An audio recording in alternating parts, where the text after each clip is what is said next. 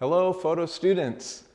I am here in the studio and I'm super excited about this semester because we have new computers, new screens, new photo equipment, a lot of cool things for you to get your hands on and to start learning.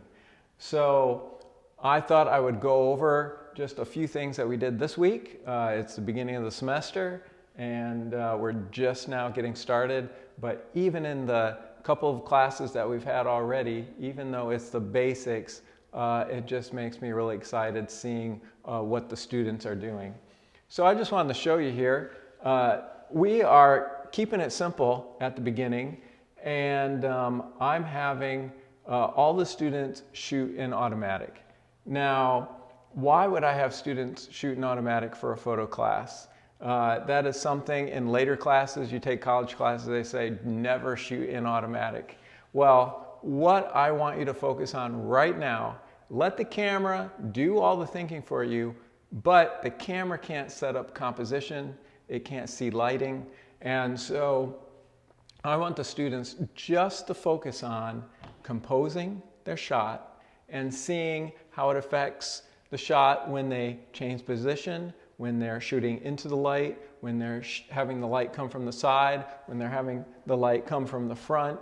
And so I'm telling students, let your camera do everything. Make sure that you have a full battery, make sure that you have an empty card, stick your camera on automatic, put your eye up to the viewfinder, and really start composing, because that's what we do every day, even though we don't think about it, because the phone's in our pocket, basically it's shooting all automatic. So we're doing it already when we shoot pictures from our phone, but I want to get a student get a feel for holding the camera, focusing, finding that focal point, and framing up their shot and shooting their picture from a professional camera and from a professional view. Now, in other words, not just taking one shot and being done with it, but saying, what else can I do with that shot? What happens if I get a little lower? What happens if I get a little higher? Using the new equipment where it has a screen on it now that we can get up high very easily. We can get down low really easily. And so it's kind of merging that ability to have full control with a professional camera, but have those fun things that we just enjoy about shooting with our phones, being able to touch the screen to shoot the picture, or being able to view our pictures that we've already taken by a flip of the screen. So it is really exciting to be in photography these days, because so many people are doing it, and we are seeing so many fun pictures from all sorts of a variety of equipment.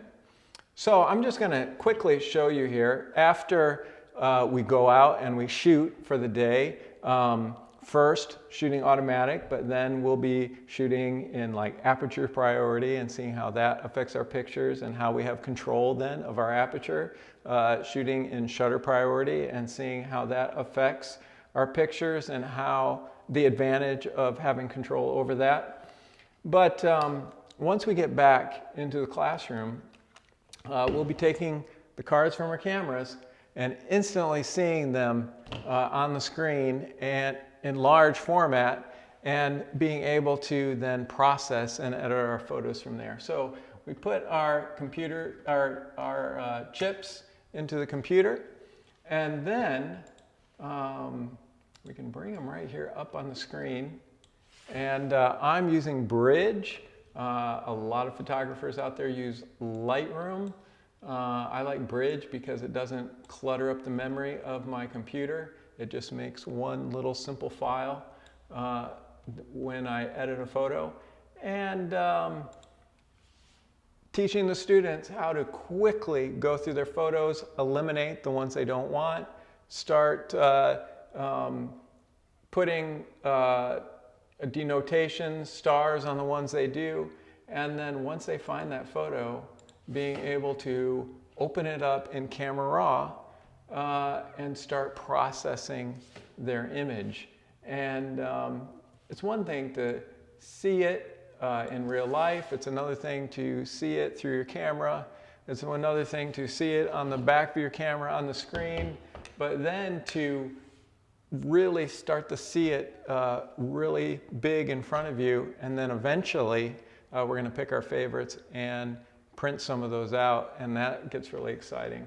So what we did this week, we went out, we shot some pictures, we came back, we brought them up in Camera Raw, and then we started playing around with color temperature, and we started playing around with exposure, and we started playing around with texture, shadows, highlights, seeing how that affects our image and how we can hold the most detail possible in everything that we shot.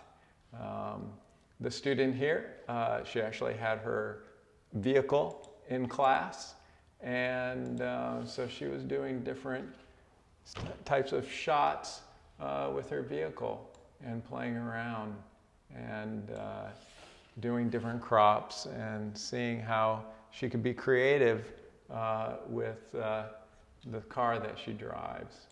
So that's my challenge for you this week. Find a subject that you're interested in. Put your camera in automatic mode and shoot a variety of angles, high, low, shoot all the way around it. And then start picking your favorites. Start figuring out what works, what doesn't work, what you tend to like more than others. And I always think of myself as an overshooter. I always like to get more shots than less shots so that I have a variety to pick from, because as a photographer, once that moment's over, or once that product leaves, or once that model is gone, you don't have a second chance. And if you do need a second chance, it usually costs a lot to recreate that and make it happen. So when you're in the moment, when you're there, when you're shooting, take full advantage of that and get every shot that you can think of and more. So that's my challenge for you this week. Get your cameras out of the closets, out from under your bed, out from a drawer in your desk, and just start using them. Get your hands on them. Start creating pictures. And once you can come to class, bring them to class.